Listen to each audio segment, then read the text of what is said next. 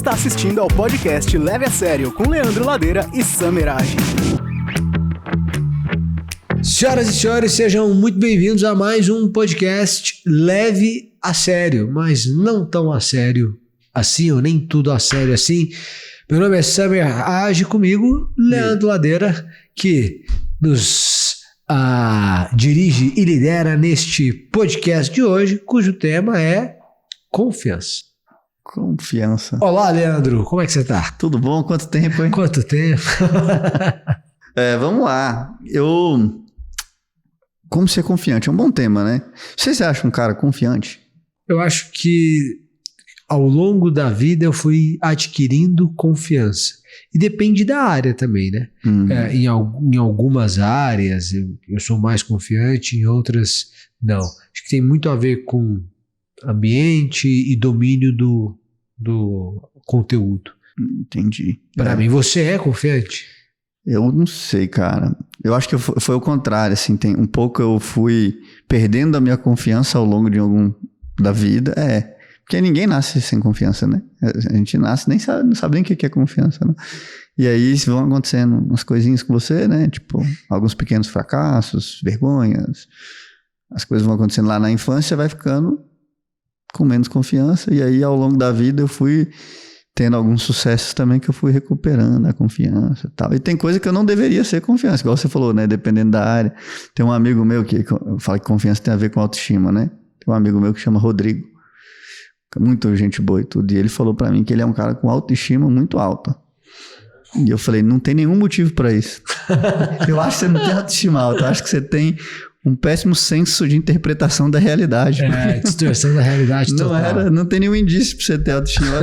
Dá uma olhada. Meu irmão tinha uma piada que era muito engraçada. Ele falou, sabe o que é pior do que um idiota? Um idiota com iniciativa. Né? Total. Um idiota confiante, né? A Philippa Perry escreve um livro chamado O Livro que Você Gostaria que Seus Pais Tivessem Lido. E ela mostra o seguinte: a relação dos pais com os filhos é como o solo para a planta. A depender do solo, a planta cresce, se desenvolve, floresce, frutifica. A depender do solo, ela não cresce o que poderia crescer. A depender do solo, ela morre. E a relação dos pais com os filhos é assim. A depender da sua relação com seus pais, você tem todo o seu potencial explorado, desabrocha, cresce, etc. A depender da sua relação, você não cresce o que poderia crescer. A depender da relação, mata. Essa relação mata o seu potencial. Bom, e aí? E aí que é o seguinte. Quando as pessoas têm relações 100% funcionais com seus pais, elas são curadas em sua autoestima. Então elas são confiantes. Elas tratam o porteiro do prédio e o presidente da república da mesma forma, porque elas só conseguem enxergar dois seres humanos.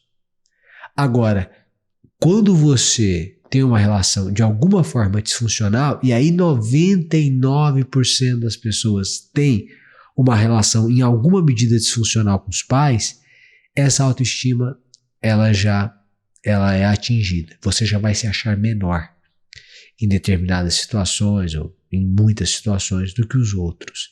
Então você não sabe exatamente como tratar o presidente da república, porque ele está acima de você e você se sente menor. A maioria das pessoas tem uma relação de alguma forma disfuncional porque os seus pais trazem os traumas dos seus avós e reproduzem em você. E agora você reproduz os traumas do seu filho, da criação do seu filho, e você acha que está fazendo bem, porque afinal de contas sua criação deu certo, e aí é isso. Resumo da ópera. Eu acho que confiança tem a ver com o que te disseram de você mesmo e você acabou acreditando. Total. Eu consigo ver isso na minha vida claramente. Claramente, assim. Quem te apoiou? Não, assim... Ou quem não apoiou, né? Sei lá, né? Não sei nem se é apoio ou não apoio, assim, mas assim... Eu tenho vários motivos para não ter uma boa confiança. Vai ser terapia aqui, hein? E é pessoal. Fique à vontade. Mas, o primeiro é porque eu fui uma criança, uma adolescente muito pequeno para minha idade, assim. Não é nem pequeno de estatura, eu sou baixinho mesmo, mas eu aparentava ser muito mais novo. Então, quando eu tinha, sei lá, com 5 anos eu não lembro, mas quando eu tinha 10, eu aparentava ter 7. Quando eu tinha 12, eu aparentava ter 7 ainda, sei lá. Quando eu tinha 15, eu aparentava ter 12. E isso é um problema, isso traz um problema de confiança que você não tem noção, é brutal. Imagina. Você não é incluído nas coisas, parece que você tá atrasado, tipo assim, hoje é até bom, né? Hoje eu tenho, 37 anos, parece ter 22. Não Podia parece, ser. não, é a câmera. Podia ser, né? Mas assim, esse foi o primeiro. E aí, eu acho que isso não tem nada a ver com a relação disfuncional com meus pais. Eu acho que é uma relação de imagem. E isso aí é uma coisa que vai atrapalhar a confiança de muita gente. Eu trabalho ensinando marketing digital para as pessoas. A maioria das pessoas, quando começam a fazer o seu marketing na internet, elas vão esbarrar com a sua própria imagem. E eu sei o quanto a própria imagem influencia para os meus alunos, para as pessoas. Eu não me sinto bem. Às vezes, mulheres lindas se sentem feias, se arrumam absurdamente em cada detalhe, vai gravar um vídeo, 60 minutos preocupando com a imagem e 15 preocupando com o que vai ser dito no vídeo. E quando na verdade deveria ser o inverso. O inverso tendencialmente, porque senão só os maiores youtubers seriam pessoas muito bonitas, ou os maiores comunicadores seriam pessoas muito bonitas. Senão o Casé não teria 10 milhões de pessoas assistindo. Os maiores comunicadores não são bonitos. Pode olhar. Vamos olhar os maiores youtubers. Eu tô falando de internet, né? O Whindersson Nunes não é um cara muito bonito, com todo respeito. O Felipe Neto não é um cara muito bonito. O Casé, você deu um exemplo, não é um cara muito bonito. Grandes comunicadores não necessariamente são muito bonitos. Talvez até porque a pessoa muito bonita não precisa... Eu falo que eu fiquei bom de copy porque eu precisava arrumar namorado. Porque eu no mudo não funcionava muito não. Eu tinha que saber conversar, né? Então a primeira coisa, eu acho que a imagem, para mim, pessoalmente, eu analisando outras coisas, eu acho que ela atrapalha na questão da confiança. A autoimagem. A autoimagem. Como você se enxerga. Como você se enxerga, não é nem como eu sou. Tem um monte de gente que é bonito e se acha feio. Tem gente que tem o contrário, né? Tem uns caras que são feios que só e se acham bonito. E a outra, eu acho que é essa história do pai também. Inclusive, eu acho que dependendo de como seus pais, a relação disfuncional com o pai, sua autoimagem pode ser muito mais depreciativa do que realmente é a realidade, né? No meu caso, meus pais sempre me apoiaram nas minhas coisas. Meu pai, cara, comprou meu primeiro computador 486, não tinha condição nenhuma, fez uma permuta com não sei o que. Minha mãe, se virava para dar o melhor pra gente e tal. Mas eu acho que eles transferiram dos avós, né, e tal. Principalmente a minha mãe. A história do meu vestibular, você sabe? Quando eu fui fazer vestibular na UNB. Falei, mãe, vou fazer vestibular, tô com inscrição aqui do vestibular da UNB. Minha mãe perguntou, pra quê? Eu falei, vestibular. Ela falou, você não vai passar, não. Esse é um apoio importante pré-prova. Não, ela falou assim, você estudou escola pública a vida toda e ainda ficava em recuperação, você não tem a menor chance. Desse jeito? Vamos fazer IESB logo, com todo respeito ao IESB. E, cara, Você estudou escola pública? A vida toda. É mesmo? A vida toda. Eu não sabia. Eu estudei escola pública a vida toda. E fui pro IESB. E nada de errado. Ótimo. É uma universidade não, é uma faculdade, é boa e tal. Mas eu não cheguei a fazer o vestibular na minha vida. E eu falo, até hoje eu falo assim, minha mãe é coach, né? Porque foi, que coach. Eu acho que hoje eu não tenho zero mágoa. Eu conto na frente dela, ela fica brava com essa história, inclusive. Mas é verdade, aconteceu, falou isso. E na época, eu até dei razão pra ela. Falei, realmente, não vou passar, não. Mas aí você se sentiu menor, né? Eu me senti muito menor. E várias vezes na vida eu me senti, porque às vezes a gente... Sabe uma coisa que minha família falava? Minha mãe, meus tios, falavam uma parada que era assim, isso aí é carro de juiz. Isso aí é bairro de procurador. Porque eles trabalhavam muito em funcionarismo público e eles não eram o juiz. Eles não eram... Assim, na Procuradoria da República, não sei se é assim hoje. Você sabia que tem o elevador do procurador Sim. e o elevador do resto da galera Mas toda? no fórum também tem o elevador privativo e o... E aí o que acontece? Eu acho que isso diminuía as pessoas ali dentro. Eles usam o argumento de que é por questões de segurança. Uhum. Mas... Enfim, na cabeça dela. E quando falava que era de juiz, é de procurador, é de delegado, sempre cargos. Minha família valorizava muito cargo. Hoje eu tenho uma aversão a cargo que você não tem noção. Na minha empresa não tem nem nome os cargos. Porque eu Que não bom. quero. Então, assim, essa parada, acho que entrou dentro deles e eles foram transferindo. E eu fui crescendo. Imagina uma criança, isso aqui não é pra mim. Então a parada não é pra mim, é pra outras pessoas. Foi construindo a sensação de que eu era menor. Até hoje eu acho que assim, quando eu vou para comprar uma coisa numa loja, parece que o vendedor é superior. E quando eu vou vender, parece que eu tô sempre inferior ali na parada. Eu acho que vem dessa construção de que existem uma casta superior à minha. O juiz, o procurador, o delegado, isso não é para você. Entendeu? Eu ouvi muito isso não é para você, com outras variações, isso aqui não é pra gente. Sabe o que construiu minha confiança? Isso aqui, cara. É mesmo? Eu comecei a ter acesso a outro tipo de cabeça lendo. Porque o livro é você conseguir conviver com alguém que extrapola a sua realidade. Você pode fazer isso hoje em dia num grupo de mastermind. Não tinha de grupo mastermind. Não, mas o livro é um grande também. O livro é um grande mastermind. E aí eu acho que eu quebrei uma parada da minha família e eu consegui quebrar financeiramente, inclusive, né? De extrapolar aquele limite que se criaram através de livros. Da minha família, ninguém tem o hábito de ler. Minha mãe não tem, meu pai não tem, meu tio não tem, minha irmã não tem. Você tem uma irmã? Eu tenho uma irmã e um irmão. E ninguém lê. Sabe quando você vê o seu pai lendo, você tem como exemplo. Meus pais, no final de semana era churrascão, TV... Padrão, normal, não tem nada de errado. Final de semana não tinha pessoal lendo ou trabalhando. Não que é todo mundo burro, não, minha mãe é inteligente, concursada. Meu pai é um cara genial, xadrez e de matemática, mas não tinha o hábito de ler. E eu peguei esse hábito de ler. E eu acho que foi isso que fez com que a minha confiança começasse a ser desenvolvida. Perfeito. Essa é uma forma. Porque o que ela vai dizer é isso. Você consegue curar isso ao longo da vida, e uma forma de você curar é ir investindo nas suas belezas e bondades, eu falo isso, que é em você mesmo, no seu potencial, estudando, se dedicando, trabalhando e crescendo, aí você vai se sentindo digno de, né? Porque às vezes você sente realmente que aquelas pessoas estão acima de você. O pior é que quando você passa a tratar uma pessoa como se ela estivesse acima de você, ela passa a acreditar que ela está acima de você. E ela vai te tratar como você estando abaixo dela. E você não precisa dizer para ela que você a supõe acima de você, nem ela precisa dizer o inverso. Ela está estabelecida. Está estabelecido assim. Está estabelecido dessa maneira.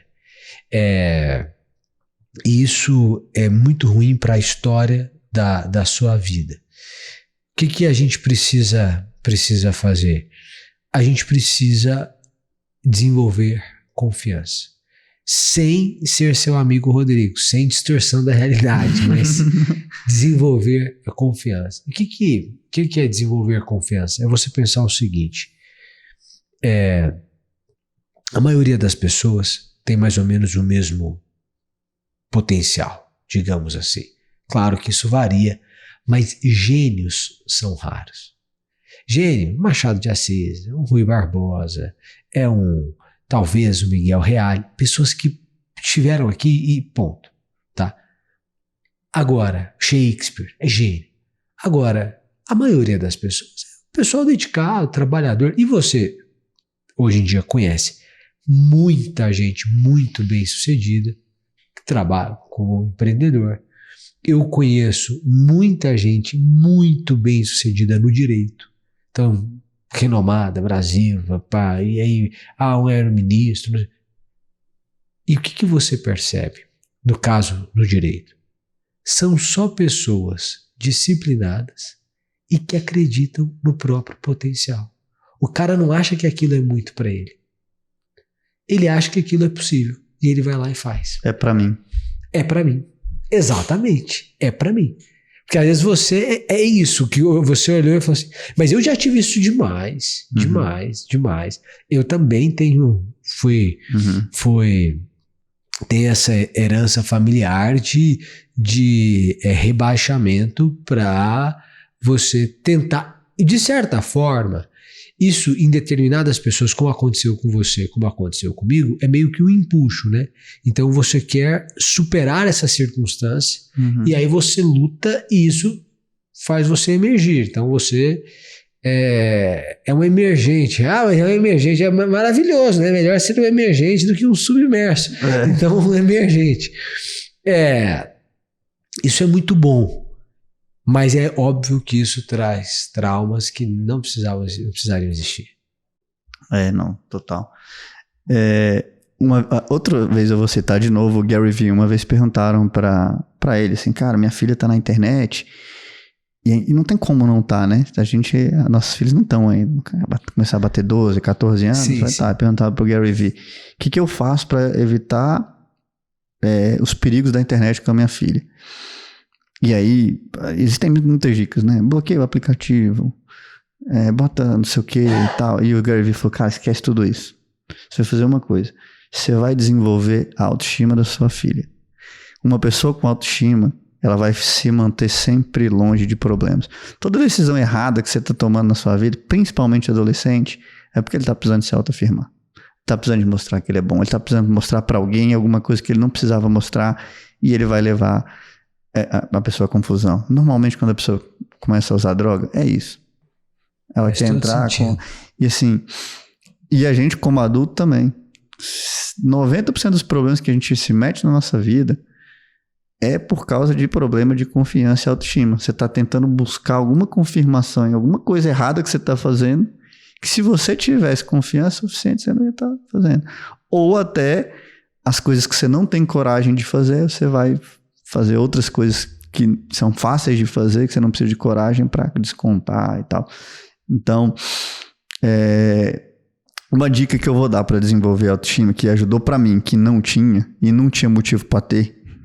Então, assim, o Sandro Sam uma vez perguntou para mim, Leandro, eu te conheci há 10 anos atrás, você entrava nessa sala, ninguém te via entrando, ninguém te via saindo, você era meio corcunda, você era discreto, eu não andaria com uma roupa verde, nem era preto ou branco.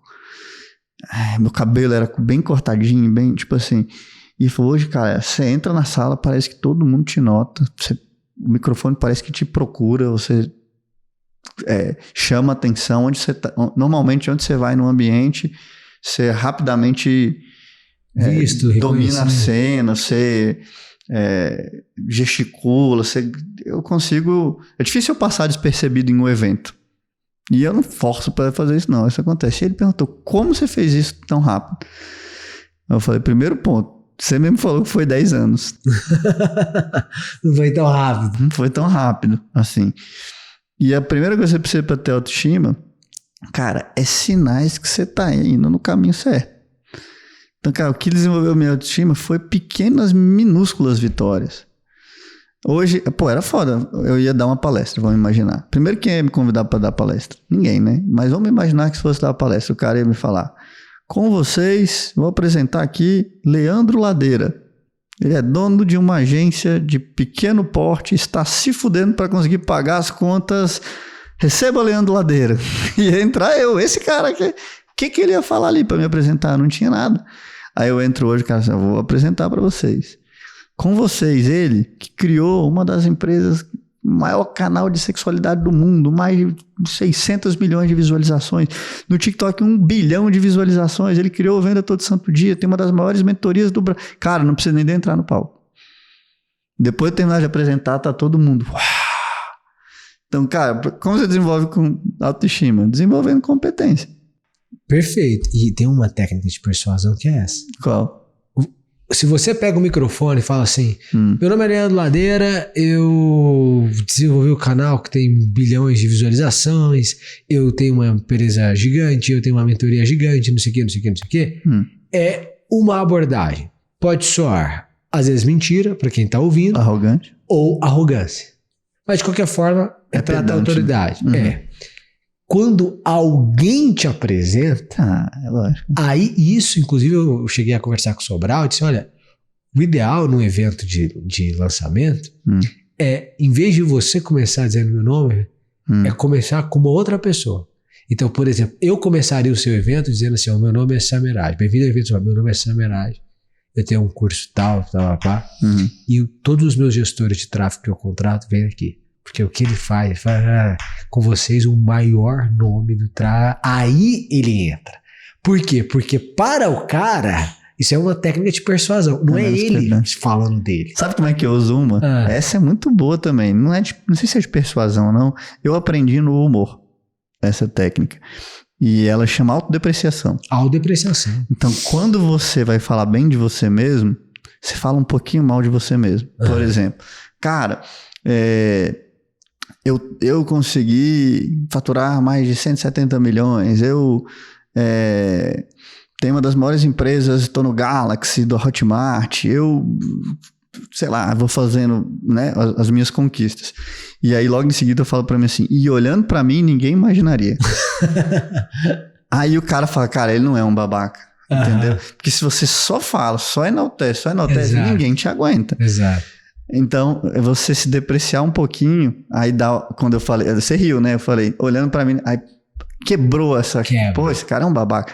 Então, assim, normalmente quando você tem que dar argumento de autoridade pra provar autoridade, eu dou uma depreciadinha em alguma coisa, na aparência, ou no, sei lá, você consegue dar uma leve autodepreciada. Eu uso muito isso. O humorista, ele é literalmente autodepreciador. Sabe por quê? Porque o humor vem de encontrar o defeito da sátira. Eu vou te ironizar, é do deboche, do ruim.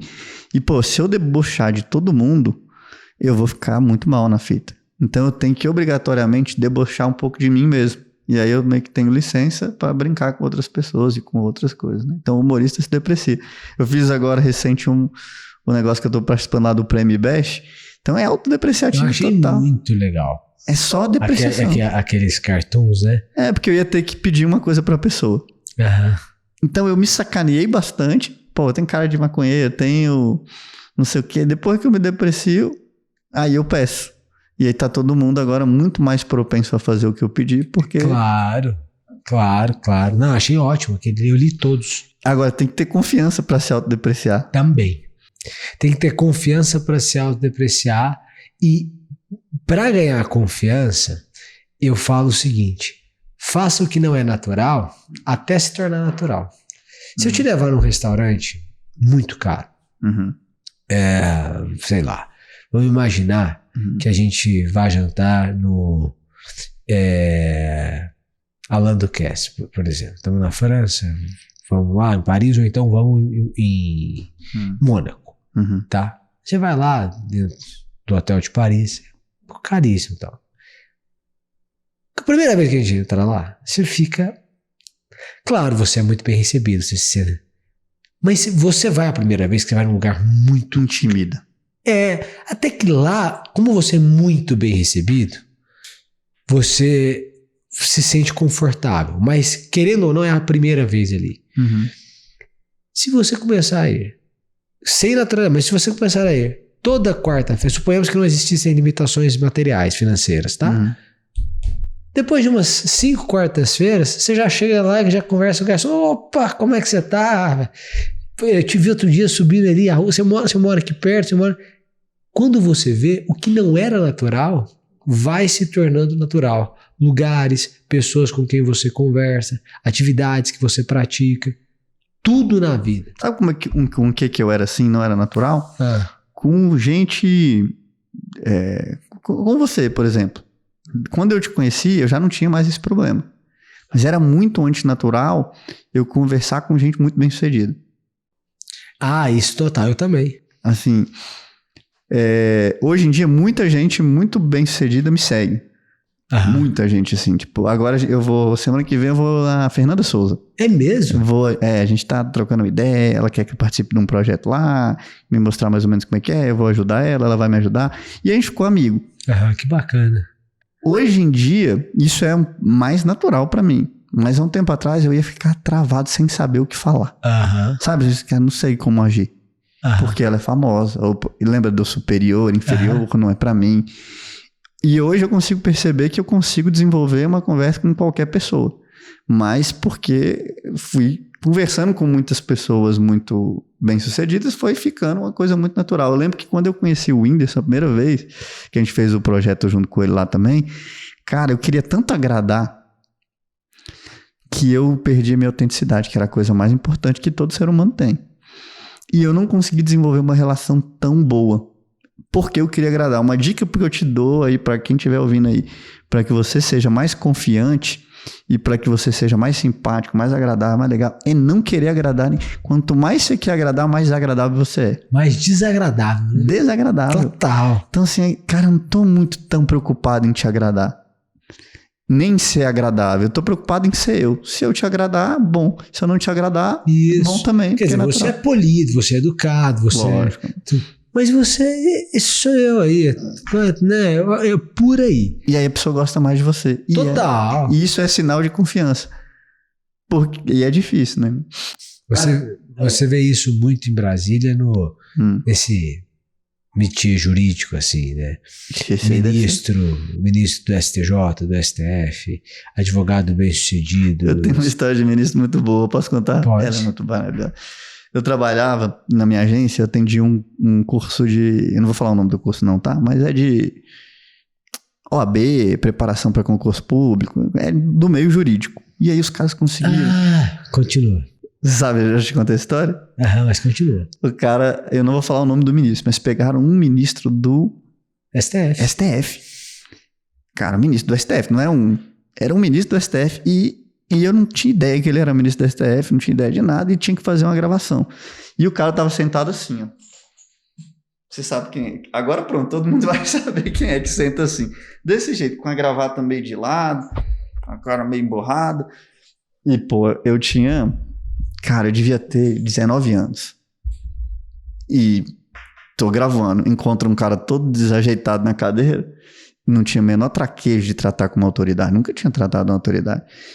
E eu nem sabia o que era. Você acha que se eu duvidar, eu não sabia nem o que era STF na época. Eu acredito. E aí eu falei pro ministro, você podia dar uma ajustada aí na postura, dar uma arrumada, tá meio assim, tipo assim, um toque que eu tava dando pros alunos da faculdade, e eu dei do mesmo jeito. Cara, esse ministro ficou muito chateado. Falou, cara, enquanto esse rapaz estiver aqui, isso não é assim que trata uma autoridade. Aí a dona da faculdade, da instituição lá, me tirou na maior educação, e ele tava me tratando relativamente mal, né? Tava bem chateado. E ela me acalmou. Eu achei sensacional essa mulher. Gosto muito dela, porque ela podia ter ficado acalmando o ministro. E ela foi acalmar eu. Entendeu? Como a pessoa... Ela tem a confiança para entender tratar todo mundo igual. Ela me acalmou. Leandro, não, fica calmo, você não sabia. E eu pensando, meu maior cliente. E ela foi lá, conversou com o ministro também. E eu fui embora, não fiz a gravação e seguiu tudo bem. Mas tem que saber tratar, né? Mas enfim, te interrompi. Não, tem... Total. E isso em Brasília é mais ou menos assim. Você é um comportamento padrão de subserviência. Entendeu? Então, assim, você vai ver um advogado se comportar com subserviência diante de um ministro. Não estou falando no ato jurisdicional, no exercício da judicatura. Eu estou dizendo se ele encontrar num restaurante, se ele... Doutor, né? Não, é ministro. Chama de ministro.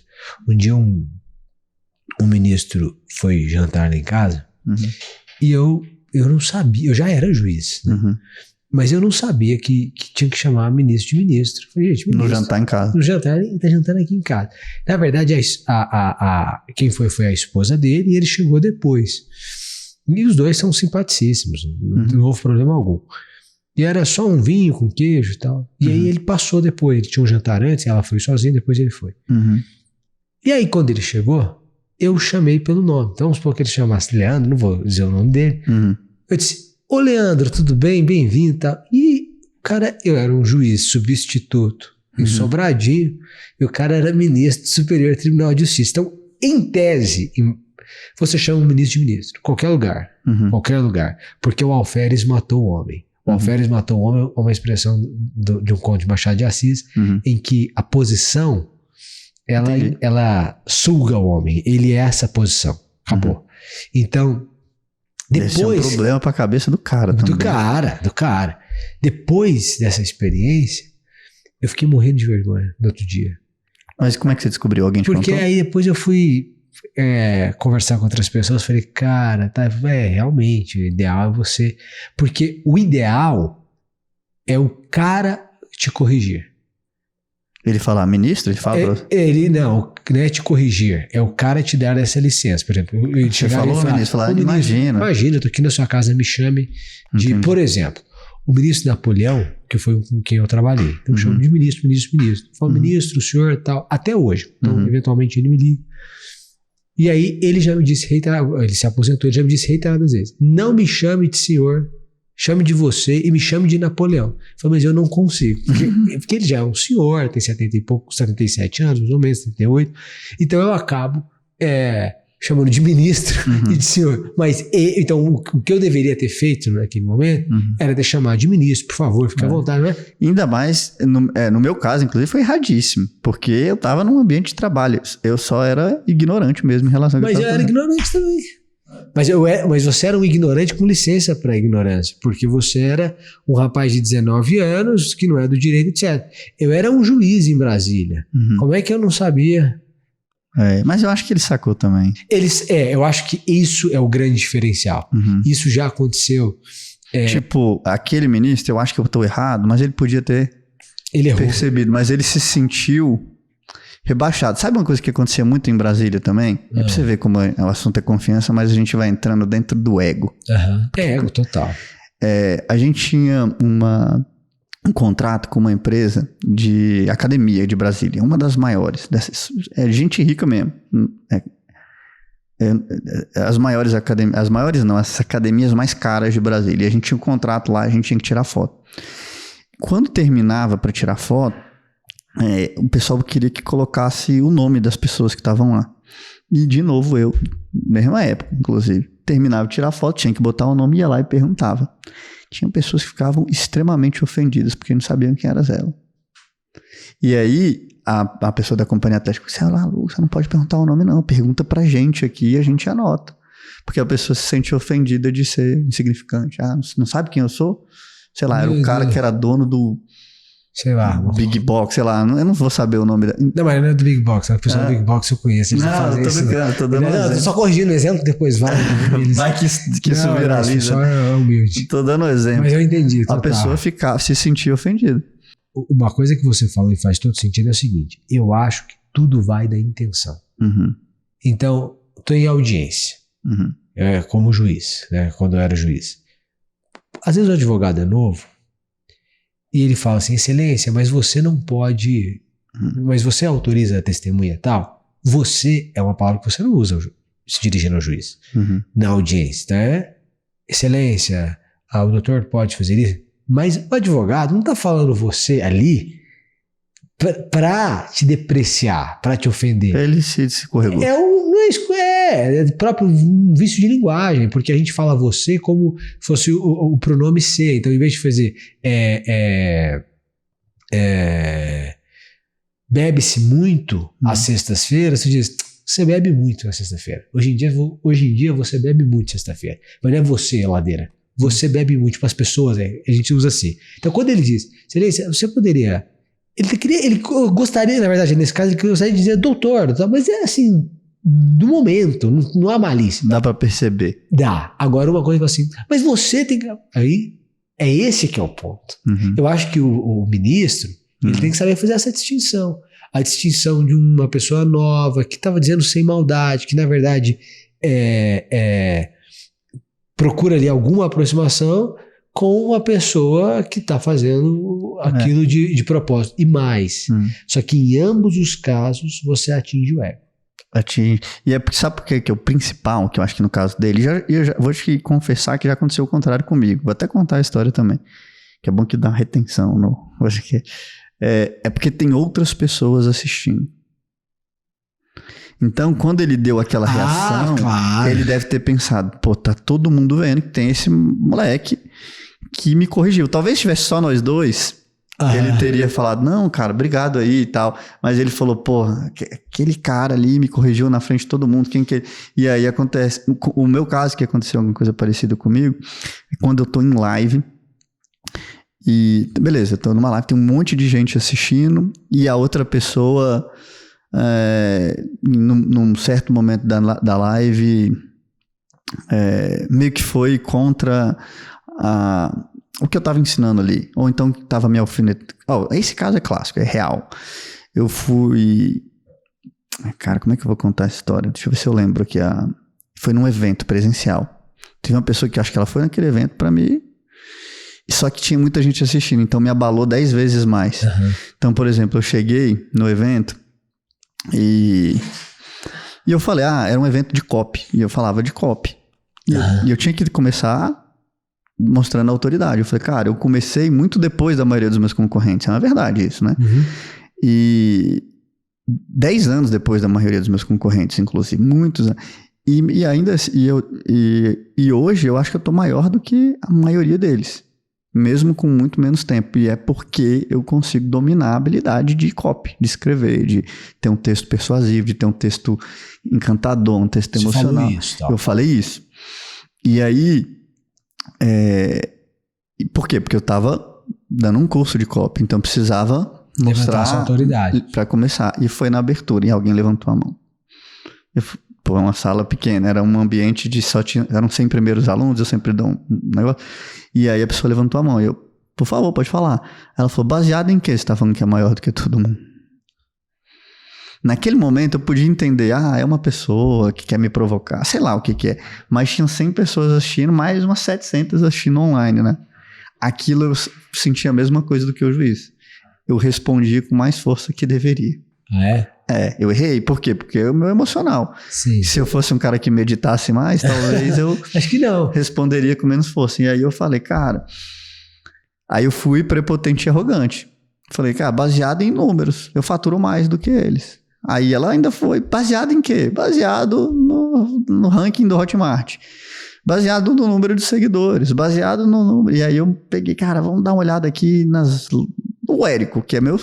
Eu tenho mais liberdade para comparar com o Érico, porque ele é meu sócio, meu amigo. Então, se eu tivesse pegado no outro cara que não é, né? Ficaria pior ainda. Graças a Deus eu tive sabedoria. Falei, se eu fizer uma live hoje aqui, no final de uma semana vai ter 30 mil views, 20 mil views. A do Érico vai ter 4. Entendeu a diferença? Cara, eu fui muito forte. Arrogante, porque eu precisava dar uma resposta. Mas aí a pessoa acalmou ou não? Ela não deve ter acalmado numa sensação gostosa de sim. Ele me dobrou e ele me venceu. Não, eu não venci no amor, eu venci na dor. Ela deve ter ficado com mais raiva ainda de mim. Outras pessoas que não estavam com raiva de mim naquele momento devem ter pensado, esse cara é meio babaca. E eu fiquei pensando isso de mim mesmo e aquilo me contaminou o evento inteiro. Eu acredito. Eu fiquei o tempo todo pensando, eu reagi mais forte do que eu deveria. Por quê? Por causa do meu ego. Se eu tivesse confiança o suficiente, eu não teria aceitado aquele ataque, que foi um ataque. Total. Foi um ataque. Foi um ataque. Porque a pessoa, quando ela vai, você sabe que é na maldade, é um carrinho mesmo. E essa mesma pessoa fez 3 ataques. Sabe o que ela fez também uma hora?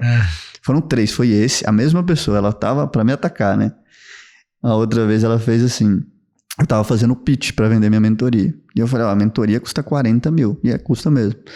E para vocês aqui e tal, eu vou fazer uma oferta e ela vai ser diferente para esse grupo que tá aqui, que já comprou um produto meu e tal, e vai ser 25 mil para quem tomar a decisão até hoje. Eu faço eventualmente ofertas e a oferta estava mais barata naquele dia. E essa mesma pessoa levantou a mão. E eu falei, pois não. E ela falou, você está mentindo. Eu comprei por 35 mil. Não custa 40. Eu falei, puta, olha o clima, né? E aí, de novo, só que aí eu já tava mais sábio, que não foi a primeira vez, e eu já tava arrependido, né? Aí eu perguntei, você já comprou passagem aérea? É sempre o mesmo preço, não? Existe uma volatilidade de preços no comércio, as pessoas fazem desconto e você comprou numa opção melhor. E aí, dessa vez, eu não deixei ela me pegar. Mas é porque eu tive Já tinha tido. uma consciência. Qual que foi a outra? Foram 3. Essa... Nossa, mas então não. Acho que as pessoas não passaram a te odiar, passaram a odiá-la, porque ela foi grosseira. E ela foi pra... Foi no evento inteiro. Qual que foi a outra que ela fez? Ah, eu tava explicando sobre copy, né? Era uma copy sobre um gato, que uma menina, ela ensina a criar gato lá, não sei o que, tá o gato bem. E eu falei de culpa, e eu falei alguma frase lá, ela falou, eu achei essa frase muito clichê. Eu falei, caraca, como é que eu vou fazer? E eu falei assim, todo clichê só virou clichê porque é bom. E aí eu ganhei todo mundo. E a galera, exatamente porque foi clichê, que é bom, que todo mundo se identifica. O clichê é péssimo, mas se você sabe usar ele, ele é bom. Quer um exemplo? Aí ela falou, quero um exemplo. É a mesma pessoa. E aí todo mundo curioso, eu falei, venda todo santo dia. É um clichê. Porque é um ditado, é tão clichê que virou um ditado popular. E é o nome do meu produto. E ele é tão bom que é inevitável. Como é que ninguém viu isso? É um nome excelente para um produto como o meu, né? Um outro é o Mulheres Bem Resolvidas, que era o produto da Kátia. Então aprenda a usar o clichê do jeito certo, não do jeito errado. Que é o jeito errado de usar o clichê. Você é a média das 5 pessoas que você mais anda. Sim. O jeito errado. Ai, pô, já ouvi isso, um coach. Quando ele bate tão na veia, e aí eu ganhei de novo as pessoas. Mas essa pessoa me tirou a confiança naquele evento. Foi o pior evento da minha vida por causa de uma pessoa. Eu acredito totalmente. E isso contamina a audiência. É, porque você também vai ficar reativo. Você não tá no mesmo espírito, né? Ah, eu fiquei muito reativo, né? É. Tentando sair. Você faz o seu trabalho e tudo, mas você não fica naquele estado de flow, né, que você fala. Então. Eu acho que se eu tivesse uma confiança extrema, talvez me abalaria menos. Eu vejo pessoas que têm mais estamina para lidar com uma situação que nem eu, até que lidou bem, assim, continuei, dei boas respostas ali, mas emocionalmente, pô, aquilo me corroeu até hoje, que eu tô aqui contando essa história. Mas o que te corrói é a sua primeira reação. A primeira reação, não foi ela nem nada, é porque eu bati com muita força. Não, mas eu tenho coisas das quais eu me arrependo muito, e desse jeito. Às vezes por provocação, e aí você já responde, e há um problema sério no meu caso, que é o seguinte: como eu estudo muito oratória, porque eu ministro aula, né? Então quando eu escalo, aí eu vou até chega a ser perigoso. Eu sou super educado, mas eu vou usando as palavras exatamente porque você sabe usar elas, né, pra machucar caso você queira. Caso queira, mas não é que é só pra... É uma sinceridade que acaba machucando, apesar de todo o polimento na fala. Então, sei lá, a gente já fez uma contratação uma vez. Isso também quando eu percebo que a pessoa tá me enganando. A pessoa tá me enganando, assim, eu contratei, então tá aqui, R$50 mil a sua consultoria, e o cara não tá fazendo. Não tá fazendo. Marcamos o dia da apresentação do que ele viu. Aí eu falei, aí o cara, você sabe, pô, já deve ter faculdade, já sabe quando o cara quer enrolar, né? O cara tá ensaboando. Aí quando terminou eu falei, eu preciso saber como é que você vai me devolver os 30 minutos da minha vida que você acabou de me fazer perder aqui. Eu perdi 30 minutos da minha vida com você. Foi a pior apresentação que eu já vi até hoje. Nossa. Você não sabe o que a gente faz, o que a gente vê, o que a gente precisa. Você não estudou nada. Mas assim... Com educação. Mas firme. E isso é muito... Depois eu me arrependo de ter dito isso. Porque eu poderia dizer a mesma coisa de outra forma. Dizer, olha, ficou claro que você não se preparou, infelizmente. Então hoje em dia eu tento reagir assim, olha, ficou claro que você não precisa, ficou claro, pra gente não serve, vamos parar por aí. Outros tempos eu falaria assim, isso aqui que você tá fazendo é uma vergonha, é inaceitável. E outros tempos, e de tempos em tempos pode acontecer isso, porque é um gatilho que o cara aciona, entendeu? É tipo quando você toma uma fechada no trânsito. Exato, você fica com vergonha, mas é porque na hora o seu emocional foi aí, nem ego. É o capturado, é o reptiliano. Você, cara, capturou sua amígdala. Acabou. Agora já era. E aí eu fico o tempo todo pensando, por que eu não consegui ter autocontrole pra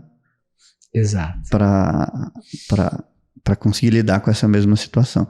E voltando ao tema do assunto, eu acho que às vezes tem muito a ver com confiança. Porque se eu tivesse confiança que eu sou bom, que eu não precisava responder com o próprio ministro lá, se ele tivesse tanta confiança, podia estar assistindo quem for. Ele ia conseguir... Uma questão de confiança, porque você fala assim, então eu tô feio? Deixa eu arrumar aqui. Você faz piada com você mesmo. Com você mesmo. Agora eu tô bonito. Se eu disser que eu tô bonito, eu vou tirar a foto agora. Ele acabou. Não seria ofendido. Ele iria cair na graça de todo mundo. Ele falou, nossa, que cara simpático, que cara educado. Uma vez eu ouvi uma frase, eu não sei quem disse, mas era assim, se machucou é porque é verdade. Mas... No caso dele lá, ele realmente estava tronco, né? Não era verdade. E no meu caso ali, sei lá, qual que foi a parte... Boa reflexão do que ela falou ali que foi verdade. Não sei. Talvez é porque, na verdade, te incomoda. E isso me incomoda também. O fato de você se ver obrigado a falar de si mesmo para mostrar autoridade. Porque sempre que você fala de si mesmo, esse discurso soa pretensioso. Então, se eu disser, que eu sou de tal, fui aprovado tal, faço isso, faço aquilo, então você pode confiar no que eu estou dizendo. Na verdade, o que você está querendo dizer é o seguinte, cara, confie no que eu estou dizendo. Porque é verdade. Só que para a pessoa confiar, você vai ter que... E esses argumentos te incomodam. Então, quando ela vai lá, ela fala, deixa eu te falar, tá, seu metido, seu não sei o quê. Me incomoda mesmo. Eu lembro que o Rui vivia falando pra gente fazer as propagandas com as placas, porque vende, né? Aquelas placas da Hotmart, ele via lá nos anúncios das pessoas lá, esses aplicativos de cara de tráfego, e eu falei, não vou fazer, e o Rui, cara, faz. Eu falei, vou fazer do meu jeito. Você já viu esse meu anúncio? Não. Que a gente ganhou muita placa na Hotmart, que a gente tinha várias contas, não uma só. Era pra gente ter aquela maior placa zona lá, só que como a gente foi dividindo em várias contas, então a gente tem um caminhão de placas. Eu acho que eu devo ter umas 20, 30 placas da Hotmart, um monte de 1 milhão, umas de 25, E eu falei, o Rui fica pedindo pra eu fazer, aí eu gravei o anúncio. Eu falei que não vou fazer, essa parada dá muito trabalho, aí eu tô cheio de placa, tô falando, aí cai as placas no chão, e aí, pronto, não vou fazer, pode parar, cancela, não vou fazer. Então eu fiz, de outro jeito. Dizendo que não ia fazer e tal. Mas é porque eu realmente acho pedante. É isso. Acho que a pessoa tá me comprando pelo motivo errado. E não só isso. Você tá perdendo parte da admiração que as pessoas têm por você. Porque as pessoas te admiram justamente pelo fato de você ser tão bem sucedido e simples.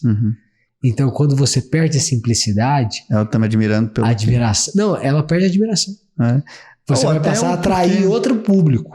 Tipo, sei lá, o cara falando sobre... Imagina a cabeça do Neymar. O pessoal falou Neymar e tal. O Neymar é um herói. Se eu tivesse a idade do Neymar com a fama, eu tinha morrido. Eu morria. O que morreu? Foi 6 meses, acabou, morreu o Leandro. Eu e o Rui juntos, né? Morria. Assim, você ter certeza que a sua esposa, eu no meu caso, tenho certeza que a minha esposa me ama pelo que eu sou, por quem eu sou, talvez o Neymar nunca vai ter isso. Ou talvez... Talvez tenha, não sei. Não, ou talvez tenha porque ele é o Neymar. Porque ele... Não, mas enfim, mas é muito mais difícil. É difícil. Porque, sei lá, o cara que vai pra algum lugar com um carro muito bom, uma balada, uma festa, um carro muito bom, muitas pessoas, mulheres, vão se aproximar dele pelo que ele tem. Então, não necessariamente ela gosta desse cara, ela gosta do que ele representa. Ela gosta da ideia. Ela gosta da ideia. A mente da ideia, ser bem sucedido. Ele é bem sucedido. Mas no meu caso, pode ser que seja romântico da minha parte, assim, mas saber que quando eu comecei com a minha esposa, eu não tinha nada. Mas aí você condena todos os bem-sucedidos a serem mal-sucedidos no amor. Não tô condenando. Vai? Porque senão se ele já é bem-sucedido... Não... eu não estou condenando. Eu acho que é uma possível grande armadilha da vida para um cara que é bem sucedido. Eu acho, ou para um cara, para uma mulher, enfim, para uma pessoa, todo mundo, né? Eu acho que você sente. Acho que esse é o principal ponto. E acho que com a convivência essas coisas ficam mais claras. Tem um amigo que diz que não tem problema algum com isso. Se é por interesse mesmo, não é ele que ele está dizendo, observando histórias alheias. Uma entrou com a beleza, outra entrou com o dinheiro e eles toparam o acordo. É um acordo entre duas pessoas livres e tal, então tá tudo certo. Então eu não sei. Eu sei assim, que nunca nós saberemos como seríamos se fôssemos o Neymar. Não, isso aí com toda certeza. Né? É só uma impressão. Talvez se você fosse o Neymar, você seria como o Cristiano Ronaldo. A gente nunca vai saber, mas nunca é que eu acho saber. Que ele também... será que ele... Eu não sei. Eu gosto muito da ideia, aí lembrando ao mesmo tempo de solteira, que tomara que a Paty não... Eu gostava muito da ideia de sair para conhecer pessoas, quando eu era solteirão lá e tal... E conseguir conquistar uma pessoa só numa conversa sem nada de interesse, só num papo, só numa conversa. Engraçado. Cara, numa abordagem boa e do nada conhecer uma pessoa e ela gostar da minha conversa por si só, sem eu falar nenhum atributo meu, sem eu falar que tenho nada, sem eu falar... Que é um pouco o contrário do que 90% das outras pessoas fazem e que eu acho que as mulheres nem gostam. Quando o cara vem, esse aqui é o meu... Tem cara que na primeira 5 minutos de apresentação ele conta o patrimônio dele. O patrimônio dele. O cara levanta o patrimônio. O cara vem com a chave do carro. Com a chave do carro pra fora na calça. E na minha opinião, nesse caso, porque o Neymar ele nem precisa, né? Ele é o Neymar. Esse cara tá me demonstrando falta de confiança. Total. Não, mas é um clássico caso de falta de confiança. E na verdade, esse é o caso da vergonha alheia, né? Então o cara que tá usando do carro, do dinheiro, da posição, da profissão às vezes, né? De cara, ele tá perdendo uma oportunidade que é a do encantamento.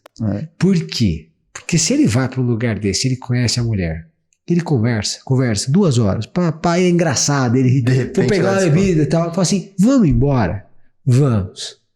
Aí, chegou na porta para ir embora, que vamos comer um sanduíche, vamos. Aí o cara tá numa Porsche, vamos supor, nunca tive uma Porsche, nem parecido com uma Porsche. Aí a mulher, esse é o seu carro? Mas não tem problema, né?